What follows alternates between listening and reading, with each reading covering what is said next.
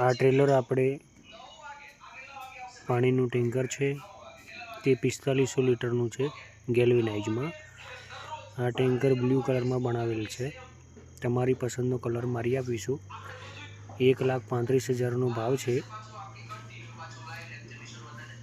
તો લાસ્ટ તમને 1,25,000 રૂપિયામાં આપી દઈશું. નવા રાબડિયા ચોકડી ચેહર ટેલર.